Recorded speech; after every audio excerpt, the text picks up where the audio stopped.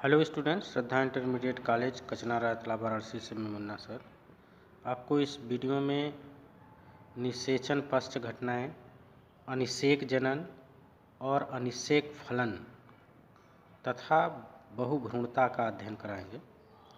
तो स्टूडेंट, जैसा कि पिछले वीडियो में आपको निषेचन, फर्टिलाइजेशन, डबल फर्टिलाइजेशन, दोहरा निषेचन, त्रिक संलयन का अध्ययन कराया गया था। इस वीडियो में निषेचन के बाद की घटनाओं का अध्ययन कराया जाएगा। तो स्टूडेंट ध्यान दें, निषेचन पश्च घटना, निषेचन के बाद कौन सी घटनाएं होती हैं। तो यहाँ पर पहला पॉइंट है स्टूडेंट, निषेचन के बाद वर्तिका एवं वर्तिकाग्र सूख कर गिर जाते हैं। स्टूडेंट ध्यान दें, निषेचन अगर हो जाएगा, निषेचन जब एक पराग कण का नर युग्मक मादा युग्मक के साथ आकर जुड़ जाता है तो उसे निषेचन या सत्य निषेचन या सीनगैमी कहते हैं, जो कि आपको पिछले वीडियो में बताया गया है। तो जब निषेचन की क्रिया हो जाती है तो वर्तिका और वर्तिकाग्र सूख कर गिर जाते हैं। दूसरा पॉइंट आपको बताया जा रहा है स्टूडेंट, दलपुंज सूख कर गिर जाते हैं। दलपुंज जो आपका पेटल सेपल होते हैं वो, तो वहाँ नीचे आपको दिया गया है। वाह्य दलपुंज सूख कर गिर जाते हैं। तो वाह्य दलपुंज सेपल है और दलपुंज आपका पेटल। दलपुंज कलर्ड होता है स्टूडेंट, ध्यान दें, ये रंगीन भाग है पुष्प का, जबकि वाह्य दलपुंज हरे रंग का होता है। तथा कुछ पौधों में रह जाते हैं, जैसे यहाँ कुछ कुल दिया है फैमिली, तो कुछ ऐसे फैमिली हैं जिनके पौधों में वाह्य दलपुंज और दलपुंज रह भी जाते हैं। तो स्पेशली वाह्य दलपुंज आपका सूख कर नहीं गिर पाता, जैसे सोलनेसी कुल का है, मालवेसी कुल का है। आगे स्टूडेंट, बहुत इम्पॉर्टेंट आपको, आप इसको जानते हैं, बहुत बड़ी चीज़ नहीं है। यहाँ पर अंडाशय फल में परिवर्तित हो जाते हैं।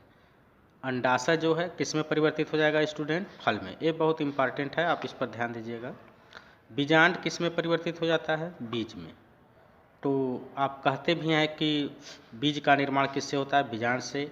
या फल का निर्माण किससे होता है? अंडाशय से, ये बोला भी जाता है। निषेचन के बाद भ्रूण का निर्माण होता है। निषेचन के बाद जो जाइगोट है वो भ्रूण में परिवर्तित होगा।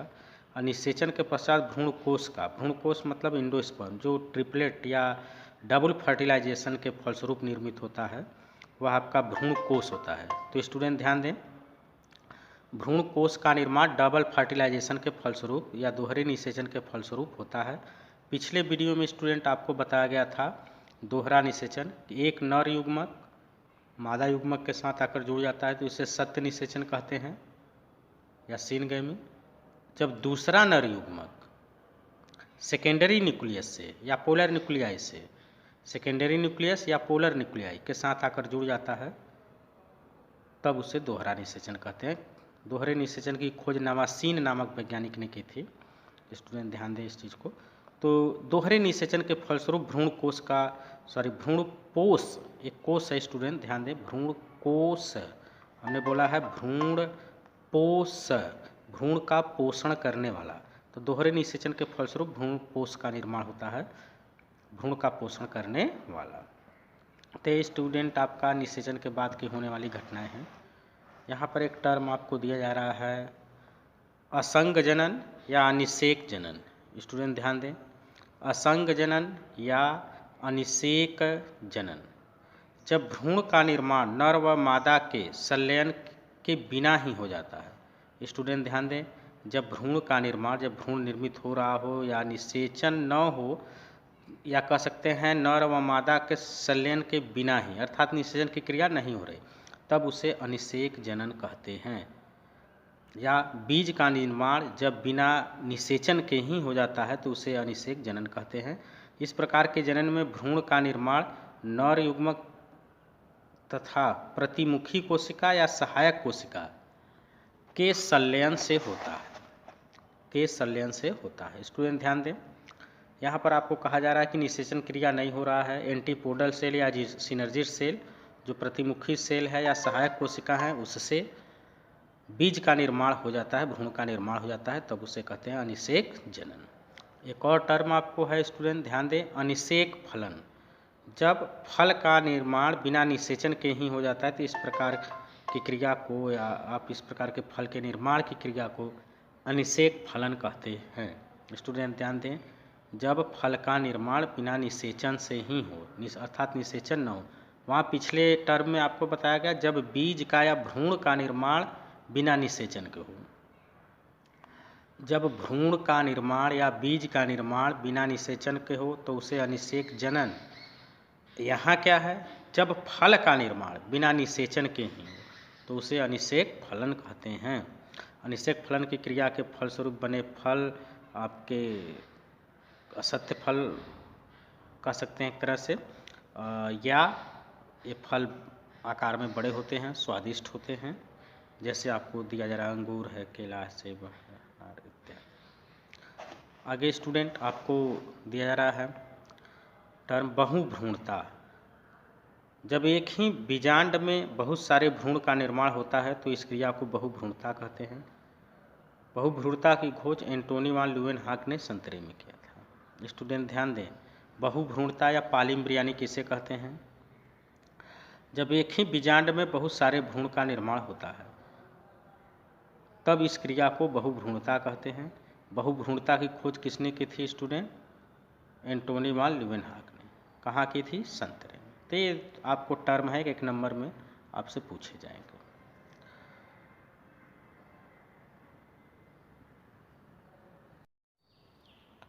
अगला टर्म स्टूडेंट भ्रूणपोष है।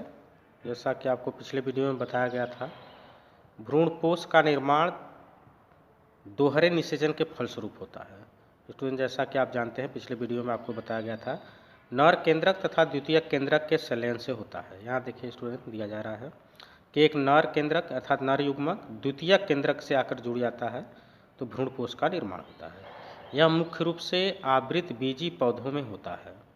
स्टूडेंट ध्यान दें, यह किस पौधों में होता है? आवृत बीजी पौधों में होता है, जो वृद्धि कर रहे भ्रूण को पोषण प्रदान करने का कार्य करता है। तो स्टूडेंट ध्यान दें, भ्रूणपोष का काम क्या है? वृद्धि कर रहे भ्रूण को पोषण प्रदान करना।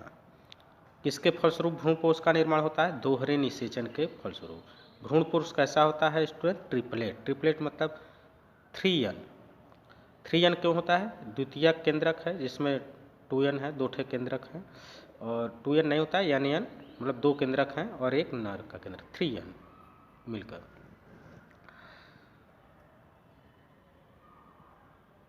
तो यहाँ स्टूडेंट आपको बताया जा रहा है कि वृद्धि कर रहे भ्रूण को पोषण प्रदान करने का कार्य करता है, जबकि अनावृत बीजी पौधों में भ्रूण निषेचन के पहले ही हो जाता है, अतः यह अनावृत में अगुणित होता है। अनावृत में अगुणित, जबकि आवृत में आपका त्रिगुणित। यहाँ पर स्टूडेंट ध्यान दें आगे, भ्रूणपोष के प्रकार। भ्रूणपोष आपको कितने प्रकार का है? 3 प्रकार के। भ्रूणपोष आप जाने रहे हैं स्टूडेंट, भ्रूणपोष का निर्माण दोहरे निषेचन के फलस्वरूप होता है। दोहरा निषेचन ट्रिपलेट होता है, एक नर का केंद्रक, नर युग्मक का केंद्रक और 2 ठे द्वितीयक केंद्रक का। तो इस प्रकार एक ट्रिपलेट होता है। यहाँ पर भ्रूणपोष के प्रकार दिए जा रहे हैं। भ्रूणपोष कै प्रकार का आपका है स्टूडेंट ध्यान दें, केंद्रकीय भ्रूणपोष, कोशिकीय भ्रूणपोष, माध्यमिक भ्रूणपोष। इस प्रकार जो भ्रूणपोष है स्टूडेंट वो आपका 3 प्रकार का है, केंद्रकीय, कोशिकीय और माध्यमिक। पहले हम आते हैं केंद्रकीय भ्रूणपोष। स्टूडेंट ध्यान दें, पहला आपका हेडिंग है केंद्रकीय भ्रूणपोष। इस प्रकार के भ्रूणपोष के विकास प्राथमिक भ्रूणपोष का केंद्रक, इस प्रकार के भ्रूणपोष के विकास में प्राथमिक भ्रूणपोष का केंद्रक बारंबार विभाजित होता है, परंतु कोशिका भित्ति का निर्माण नहीं होता है। इसमें कोशिका भित्ति निर्मित नहीं होता है तथा केंद्रक परिधि की तरफ विन्यासित होते हैं। इसमें मध्य में एक रिक्तिका बन जाती है तथा बाद में समाप्त हो जाती है। इसके बाद उनके कोशिका का निर्माण हो जाता है। यहाँ स्टूडेंट ध्यान दें, आपका फिगर से आपको बताया जा रहा है, यहाँ एक ट्रिपुलाट न्यूक्लियस है जो भ्रूणपोष है, वो उसमें बारंबार विभाजन होगा और ये विभाजन परिधि की तरफ कोशिकाएं आकर एकत्रित हो जाएंगी और बीच में जाकर एक सैक हो जाएगा, अर्थात रिक्त स्थान हो जाएगा। इसी को आप कहते हैं प्राथमिक, या कह सकते प्राथमिक कोशिका से हो ही रहा है केंद्रकीय भ्रूणकोश, अर्थात भ्रूणकोश जो है वो केंद्र में है। इसका अंतिम स्ट्रक्चर आपका देखिए A, बी, सी, डी और ई।